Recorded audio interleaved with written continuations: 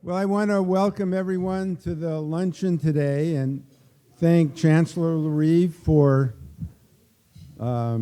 putting this on for us. Very generous. I won't make lots of remarks. I do want to point out that we do have a speaker next week, April 18th, Peter Gallison from Harvard, who's going to talk about time, physics, film, and history. And that'll be at the Music Recital Hall Thursday at 5:30. And Peter's an incredible speaker, and you're all welcome to attend. Well, I have the good privilege of introducing the two Dixon Award winners today, and I'll do them sequentially. The first is Catherine Cooper, and she's going to just say a few words about her project, which is Stackable Credentials and Career Ladders into Healthcare Professions, mapping challenges and resources for low-income and underrepresented students. So, Catherine.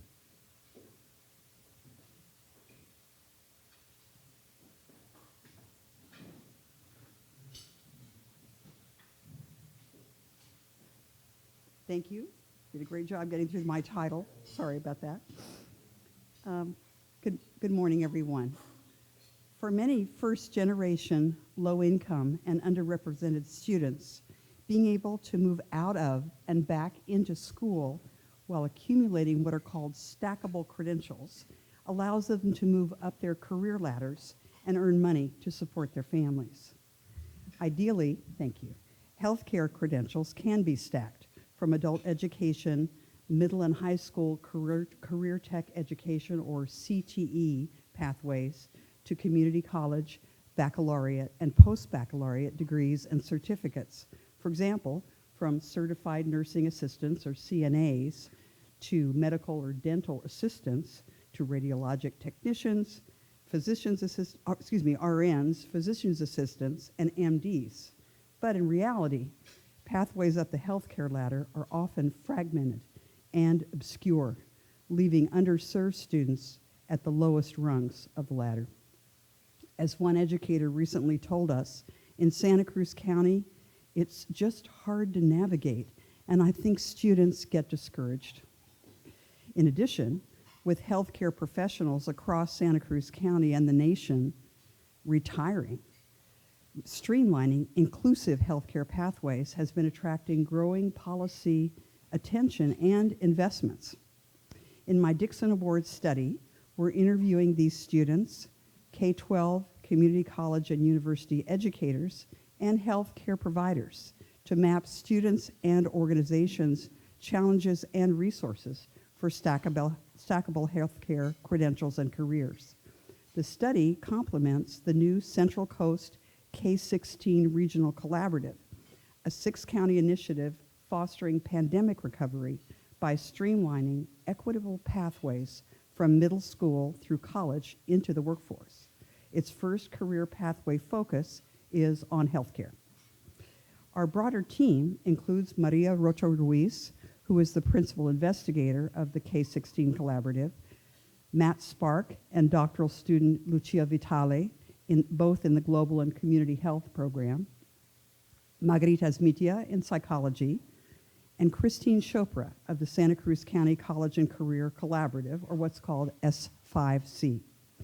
We were very pleased when the K-16 Collaborative invited students in our study to their upcoming UCSC site visit to talk about their own pathways. For example, in our study, we've already learned that underserved students' healthcare career dreams were often sparked by their own or family members' health challenges, by translating as children for older family members seeking health care, and by seeing inequities in healthcare access firsthand. So we look forward to sharing our findings and resources to advance research, practice, and policies in this crucial area of need. Thank you. I welcome your questions and comments.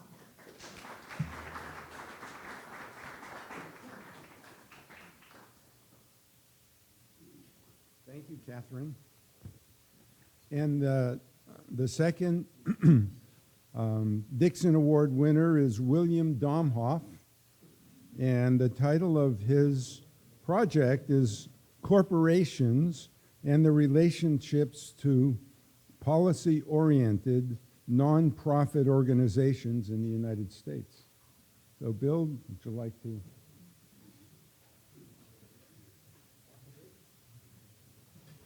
Thank you very much, Eli. Sorry, I'm still COVID wary. Can you hear me okay? I'm wary, but I also have immunocompromised family. I can't thank the committee enough for giving me this award. It comes at an important time for me. It gives me a chance to continue. This research is in the realm of political sociology. It's an attempt to expand previous research where we had a much more tight sample of 250 corporations and 6 major policy planning organizations. That means like the Ford Foundation, the Brookings Institution, the Business Roundtable, main names you may have heard. And we wanted to see very carefully where they fit, if they fit, in the larger network of corporations. And we found they were very much at the center from 1936 to 2011. In this project, we're expanding considerably, 496 corporations, 90 of these nonprofits, so a database of about 586 organizations. And what we'll be able to see is to agree to which the various right-wing or liberal nonprofits are at all close to corporations and whether they're having impact. Depending on where the configuration of the network, which is work done with what's called network analysis, which many of you are familiar with because it's used in so many different fields, and it came from mathematics, from graph theory. Depending on how this all displays out, you can get an idea of whether the very ultra-conservative nonprofits are close to the corporations or not. So that's the kind of work I'm doing still, and as I say, I really appreciate it. It was wonderful to see all the names on the list that I knew. I've been COVID avoidant for the last 4 years, so I haven't seen any of you, and so in that sense, it's a thrill as will to be here. Thank you.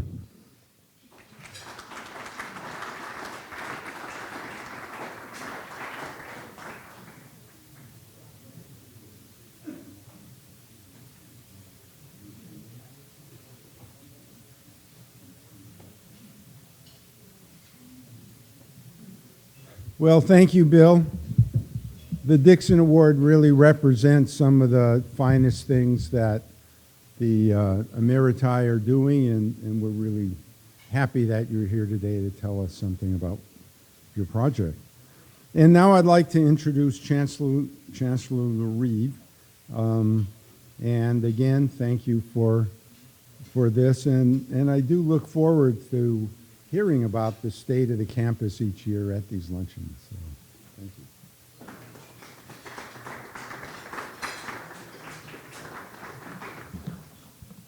Well, thank you, Eli, and thanks to everybody who's here today.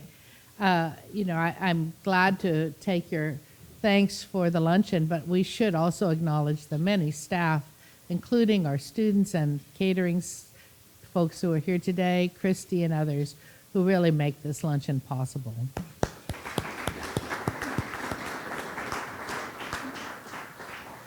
So to all our Emeriti, it's so great to see you all here, and I'm so appreciative of your continued engagement with our campus. And I know in some cases your engagement goes back even decades, and so thank you. It's your involvement and your institutional knowledge that helps to make this a better university. I wanted to start by acknowledging that we've been touched by losses over the last year, and it's important to acknowledge them. Our university today is the result of efforts of all those who came before us, and I'm grateful to be part of this nearly 60-year continuum, and I'm sure you all are too. Our alumni reunion kicks off later today. I encourage you all to attend.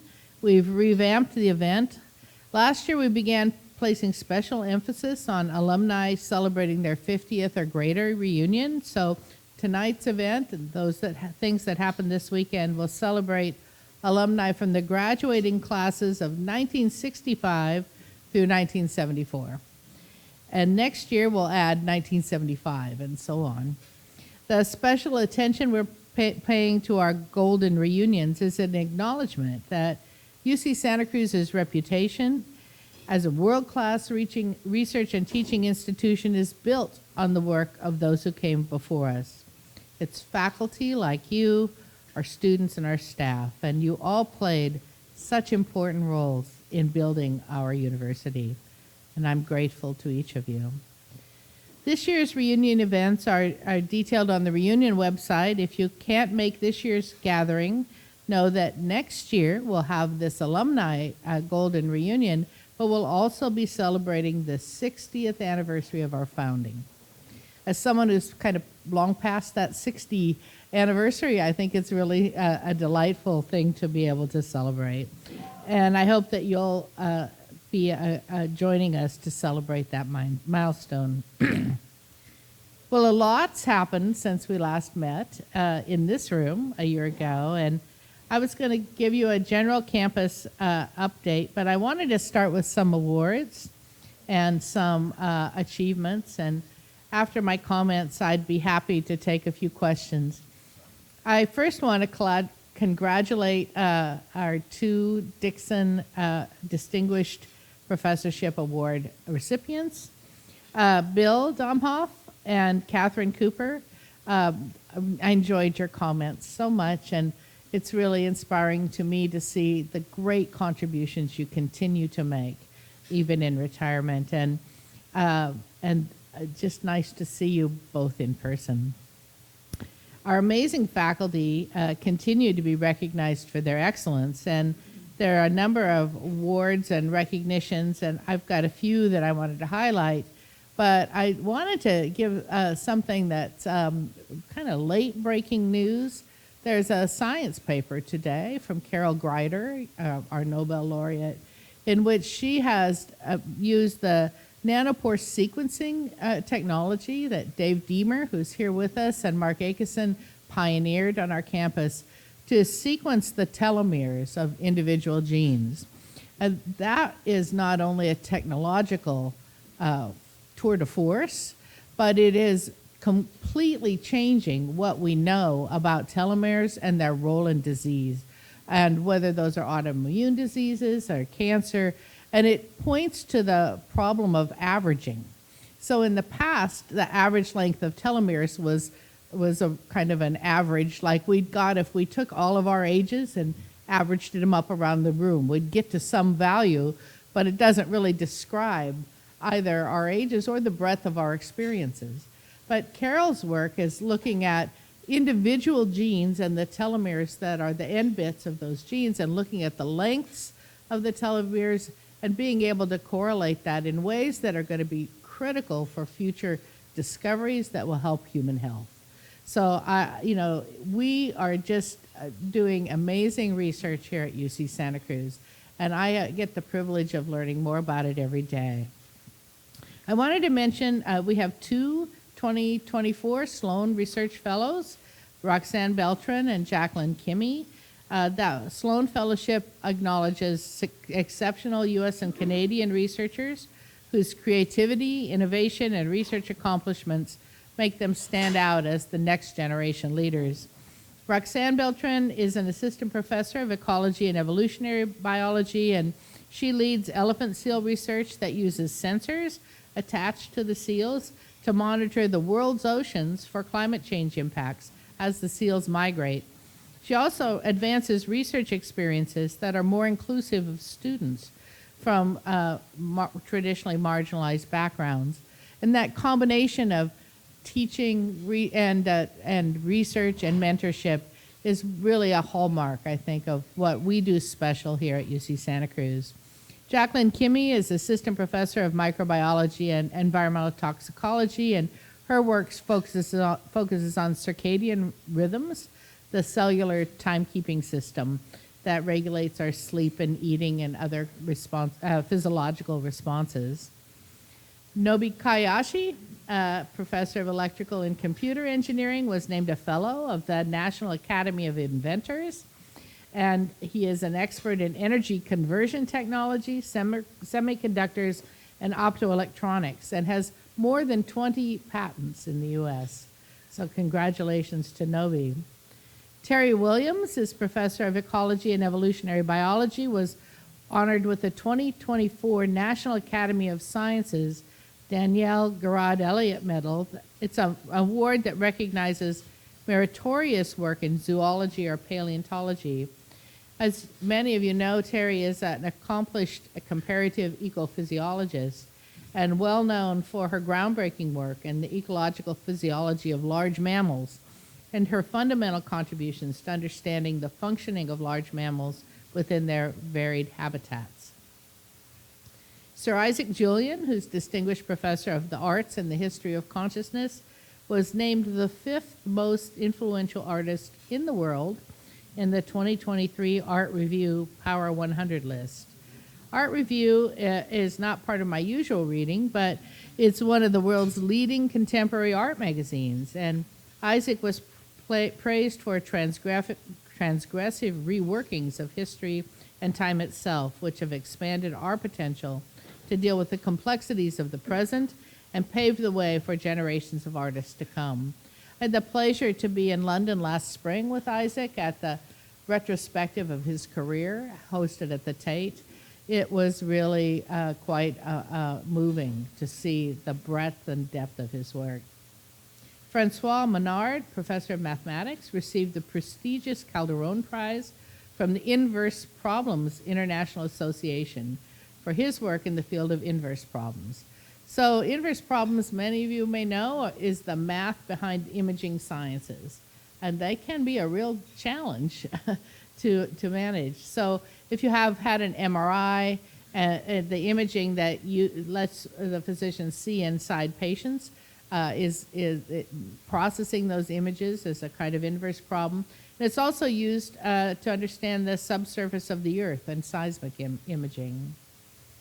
Kat Gutierrez is an assistant professor of history who was awarded the 2024 Richard E. Cohn Award for Emerging Leaders in Community Engagement. This distinction recognizes her deep commitment to efforts of fostering genuine partnerships between academia and the community, amplifying voices and affecting positive change. She co-established the public history project Watsonville in the Heart, which I hope many of you are aware of, with colleague Steve McKay, professor of sociology. And much like the work Catherine talked about, our work with the community and doing community-engaged research is important for the community, it's important for the campus and our students, and it's an important thing that UC Santa Cruz tries to set as an exemplar of doing it ethically. Because sometimes community-engaged research with universities can be extractive rather than uplifting our community partners. Well, we have had a number of positive developments for the campus as well last year. I'm proud that UC Santa Cruz was one of 4 universities selected to receive this year's prestigious Senator Paul Simon Award for Comprehensive Internationalization. The award is given by NAFSA, which is an association of international educators, and it recognizes institutions that demonstrate innovative and creative internationalization efforts. It's a testament to the effectiveness of our efforts to offer students a wide range of global research opportunities and border-free learning experiences, and to make internationalization a part of our campus culture. We have a 5-year strategic plan for internationalization that guides us in this work, and 3 years into it, we have dramatically expanded globally focused research and study opportunities, as well as international partnerships. Our global classrooms, global internships, and the International Summer Research Program have all seen a surge of faculty and student engagement.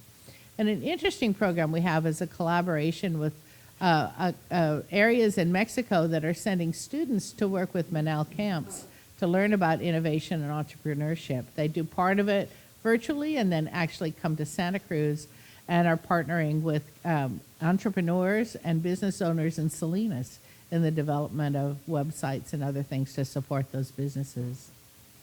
And right before the start of the academic year, UC Santa Cruz earned the title #2 university in the nation for students focused on making a tangible impact on society. This reflects our unwavering commitment to effecting positive change. It's the second year in a row we earned the ranking from Princeton Review. We don't chase the rankings, as we all know they're arbitrary, but because they're used by students and parents and others, it's helpful to pay some attention to our standing. I'm especially proud of this ranking because it speaks to the students we attract and graduate and to the values of our university. So UC Santa Cruz continues to be highly desirable, and once again this year we set another new record for the number of undergraduate applications we've received.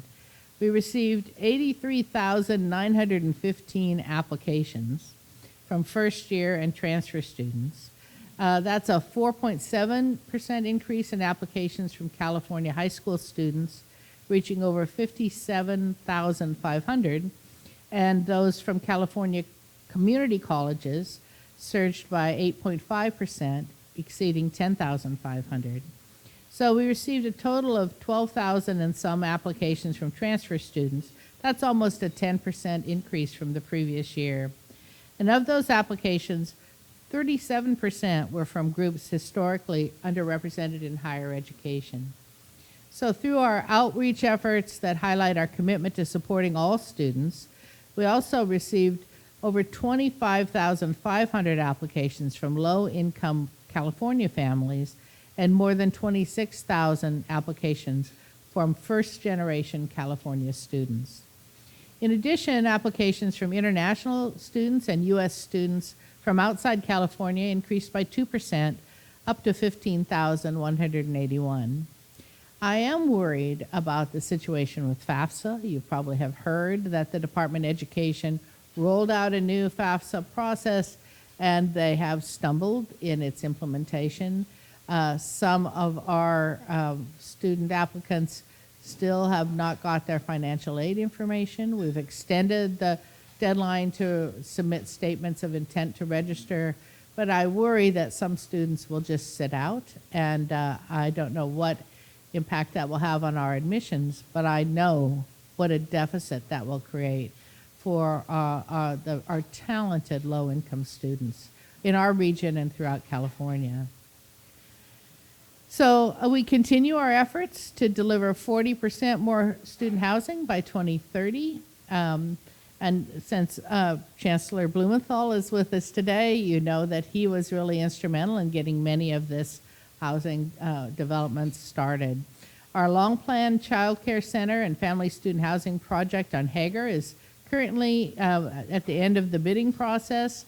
That project will include 2-bedroom apartments for students with families and a community room and a child care center that Catherine Cooper was very instrumental in helping us plan.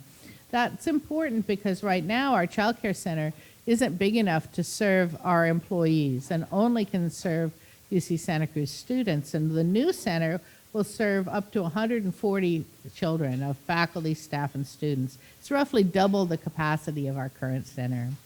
And we hope that construction will start later this spring, maybe in the early summer, and we hope that we'll have that community ready to open for students with families in fall of '25. If you've been to campus, you've probably seen that big crane up there on the hill. Makes me happy every time I see it. It's a sign of progress. And that's Kresge Phase 2. In the second phase, the iconic Kresge architecture will be reconstructed and renovated. It will be, though, more durable and resilient materials than the original construction. And we're also adding a 3rd floor to 7 of the 12 existing buildings for housing and constructing a new residential building at the south end of the college. That project's expected to wrap up in fall 25 and will provide about 600 new student beds. And the part of Kresge that is done in phase 1 is so beautiful. I don't know if you've seen it, but it's 3 dormitories and an amazing new academic building, and really importantly, a new bridge that connects to the parking garage across the street that is now fully accessible for access. We've hired an architectural firm to update and advance our plan to house upper division undergraduates and graduate students in new buildings on Heller at the site of what's currently family student housing. So those buildings will be removed once the new family student housing complex on Hager opens. And we're looking at ways to deliver the 3,000 planned beds as quickly as possible. And we've begun to explore more options for student housing on campus. The target next is Oaks College. And so we'd like to increase bed counts there by providing updates to the oldest residential buildings and add some new student support spaces, very much in the model of what we did at Kresge. And so it's a very early stage, and we'll share additional information once the more formal planning gets underway. You know, we have colleges like Oaks or Kresge before the renovation that are getting older and need to be renovated. It's really hard to renovate housing without a revenue stream. And so not only does adding beds as part of the renovation increase the revenue, makes it feasible financially to carry it out, but it also provides much needed housing for our campus. We also continue our partnership with Cabrillo College on a housing project that would support transfer and continuing students. The project will be at Cabrillo's Aptos campus and would utilize a P3 partner and deliver student housing for both our institutions. So the tentative timeline would see construction start in maybe late 25 and occupancy in fall 27. It's important because it would add about 250 beds for our Santa Cruz students. But most importantly, it will really strengthen our collaboration with Cabrillo and the pipeline of talented Cabrillo students who come to our campus as transfer students. And finally, last time we spoke, we were in the midst of strategic planning efforts, and leading the change, the UC Santa Cruz strategic plan has emerged from this campus-wide conversation over the course of last year. We used that plan to craft a collective vision for the future, and we formally launched the plan in October. So the plan is built around 5 themes that are aligned with our campus-wide goals, which are to advance student success, increase our research impact, foster an inclusive campus climate, and increase our efficiency, effectiveness, sustainability, and resilience. Leading the change builds on our strengths and will guide us as we pursue new opportunities. We're already working to implement many of the plan's recommendations, which include increasing experiential learning opportunities for undergraduate students, pursuing new support programs for graduate students that advance their professional success, and leveraging and strengthening our current research and creative scholarship excellence into new and impactful areas. If you hadn't have a chance to look at the plan, it's on the Chancellor's office website, and I'd encourage you to take a look. Finally, I'd like to talk about the budget.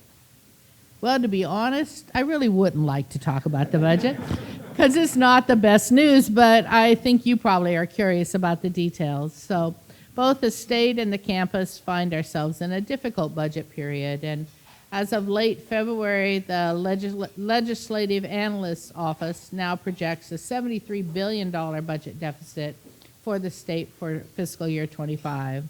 That's nearly double the $38 billion deficit that the governor predicted at the start of the year. In this January budget, Governor Newsom proposed postponing our 5% increase in state support that's associated with the compact. In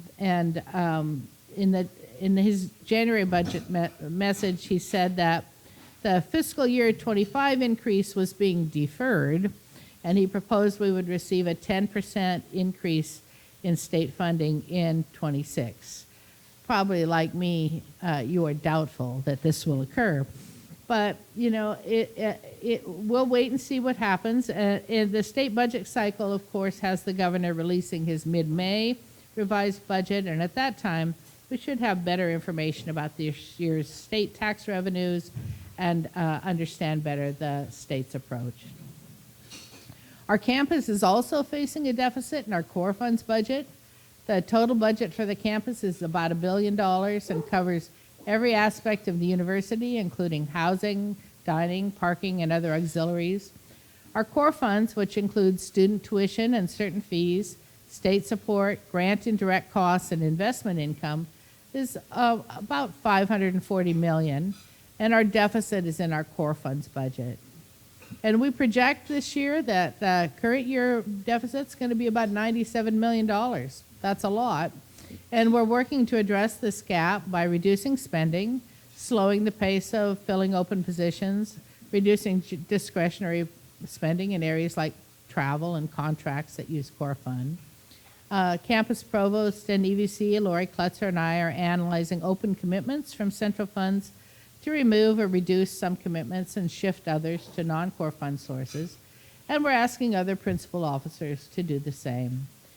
The return of uncommitted unit carry-forward funds above a prudent reserve level is also part of our strategy to address our structural deficit in ways that go beyond our one-time reductions. In fiscal year 25, we're going to need to have some cutting scenarios. So we've asked principal officers to provide scenarios as part of their fiscal year 25 budget development process that will reflect various levels of possible spending reductions. We're not applying an across-the-board cut to the campus. I don't think that's strategic. The deficit reduction plans will be reviewed by a budget advisory committee that's led by Chief Financial Officer Ed Riskin and Vice Provost for Academic Affairs Herbie Lee. And the committee will make recommendations to myself and Lori, and we'll make the final decisions on reduction plans for each unit for fiscal year 25. I expect this is not a once and done problem, that will likely be also having cuts in 26 and 27, unless something radically changes with the state budget picture. We'll be doing projections and going through a transparent process that will include a website that we're developing so that everybody on the campus understands what's happening. Just like our household budgets, we have to match expenditures against revenues. So the overall budget at Santa Cruz is much more reliant on core funds than most of the other UC campuses, especially those that have medical schools. In parallel to thinking about cuts, we're looking at ways to increase revenues. And a task force led by Vice Chancellor for Student Affairs and Success, Akira Bradley Armstrong, and Associate Vice Chancellor for Financial Affairs, Biju Kamlaswaran, is being established and charged with developing ideas to increase revenues and to solicit and review suggestions from the campus community. This is one of the many ways I hope we'll be able to use the current budget challenge to lay a foundation for a more financially sustainable and vibrant UC Santa Cruz in the future. So with that, I'm glad to take your questions. Yeah, George.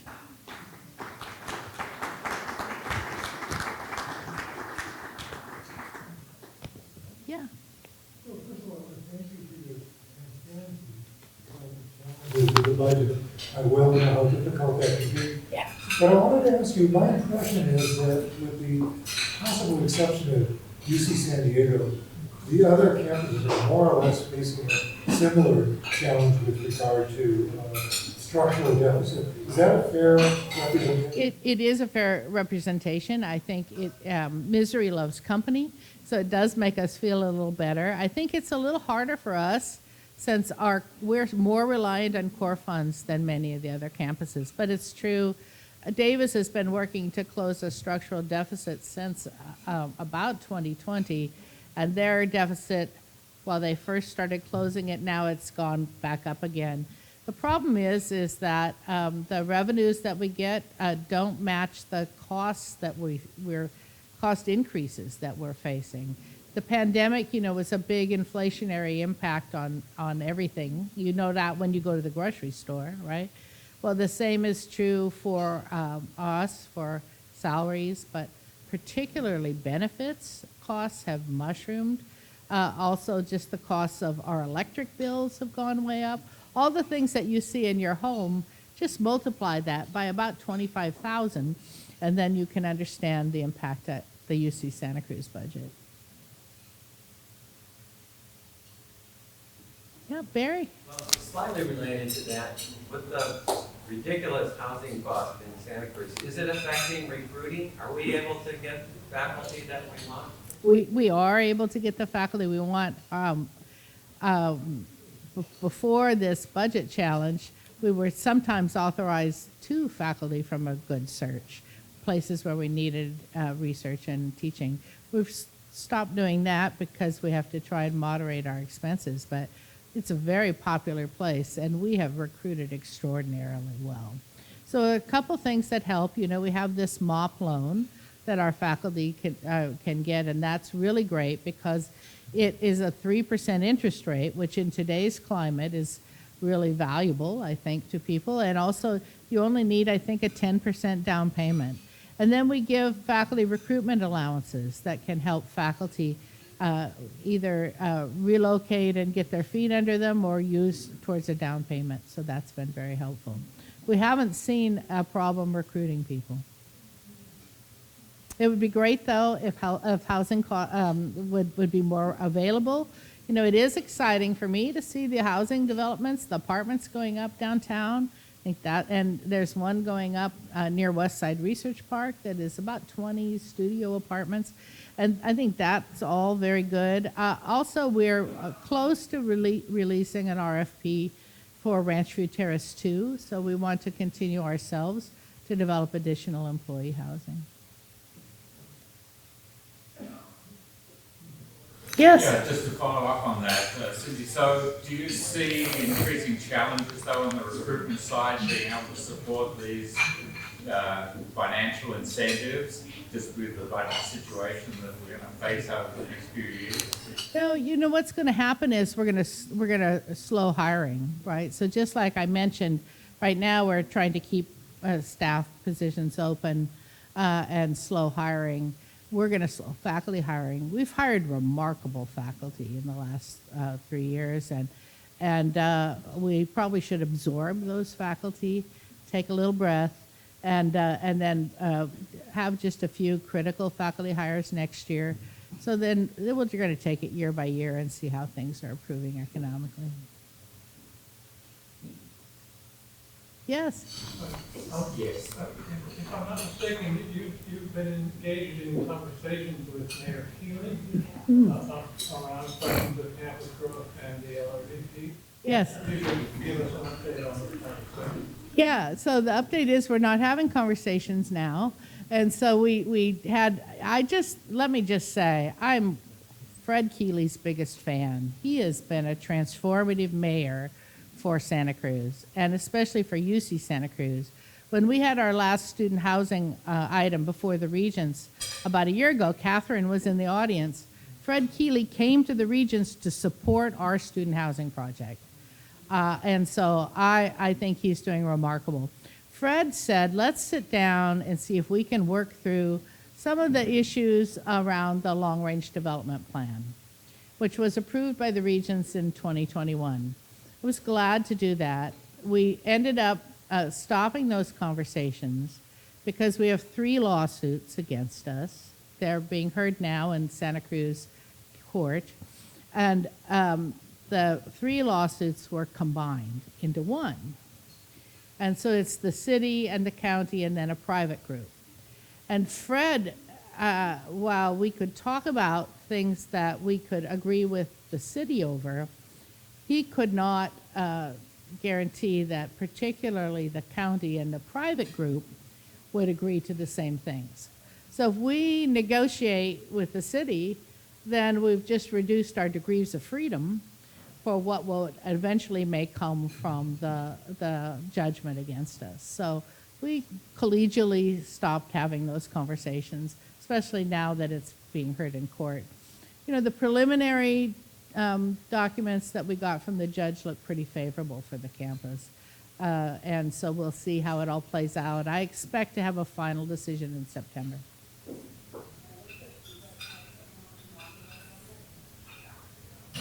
Yes. I may be wrong because I'm not much into university finance, but it was my impression from quite a while back that all new construction costs were amortized across all dormitory campuses. And this, because costs have gone up so much, makes rooms and even shared rooms more expensive. And is there any talk, especially in the coastal campuses, of the regents finding a way to offset this so that on-campus housing is not only available but available to students don't want them? Yeah, I don't think that there's probably a pathway for the regents to do something like that. I can assure you that we work very diligently to try and control costs. And part of what we do to help with that is think about housing and dining together. So while we are relatively high on the list of campuses with our housing costs, our dining costs are quite lower. And we're on the lower half of dining. So when you put the two together, housing and dining, it's a little bit more reasonable for students. You know, one thing that will help, I think, is that as we get more projects built, and then over time, then the costs of other things go up. But once you, like your own home, if you build a home, once you've built it, it might be expensive to get it built. Then over time, you just have to maintain it. So I'm afraid we're in a period right now where those pressures will be large. We are at least, if not often more, 30% below the rental market. And that's something the regents do require, is that campus housing charges are at least 30%. In some cases, it's more like 50%. That's not helpful when you're a student or a family and you have to pay for the housing, but it does help to keep housing costs comparable to or less than what an apartment would cost in the community.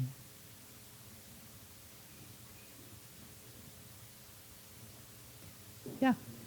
So I'm just wondering about the revenue enhancing approaches. So do you see longer term any hope for areas like law or medicine at UCSC? I mean, I can't quite see it in my own mind, but I was wondering how you and others might be thinking about potential there. Yeah, so that's not, something this committee will probably think about. They're thinking about things that are more near term. To give you one example, we have a group within our finance and operations group. They hired a grant writer to write grants for non-academic grants. So we got grants to help with all kinds of things on campus, infrastructure grants. I think they've gotten almost $16 million so far. I'm not sure that I would imagine a law school in our future, but I do imagine that in the future we might have a medical school. The healthcare in Santa Cruz and the whole Central Coast is a challenge. When Jim and I moved here, and he has some health issues, we had a really hard time to get a doctor who would take us, even though we have fabulous insurance, right? And so there's not a public medical school between San Francisco and Los Angeles along the Central Coast. Maybe with our amazing faculty and in molecular biology and the Genomics Institute and other areas, we could think about in the future, because there's something we could contribute to healthcare in our region. I don't know the answer to that, but I think it's worth imagining. Barry. So there are stories in the paper about student homelessness, food insecurity. What do we know about our students? I'll answer that one. then it's my alarm. I have a call with a regent at 1 o'clock. So we work very hard on that. We have a program called Slug Support, which provides case management to students who have received challenges in financing. We have also emergency housing. We have great food pantries and lots of other supports. It's an issue that the campus is very much interested in, and I don't think there's a reason for students to be homeless. Some students, I suppose, may choose that path because they find it less expensive, but it's not something that we want to see, and I don't think there's a need for it. We just got the information from the students who graduated last year in 22-23.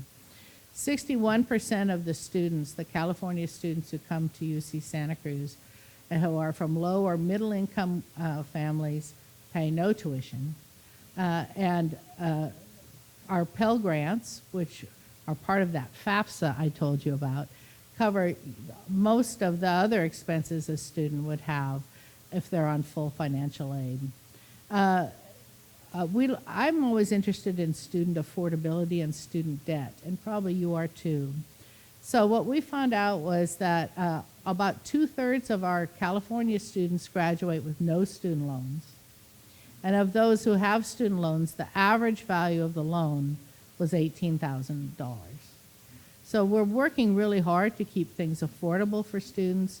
One of our interests in experiential learning is to also be able to provide more supported on-campus internships, like the Chancellor's undergraduate internship program that is a fabulous opportunity for students, so that students can get the family contribution that's not met by all their financial aid working on campus. And wanted to give a shout out to the science faculty. We have over 40 science faculty who've written into their grants support for undergraduate students to be paid to work in their lab during the academic year.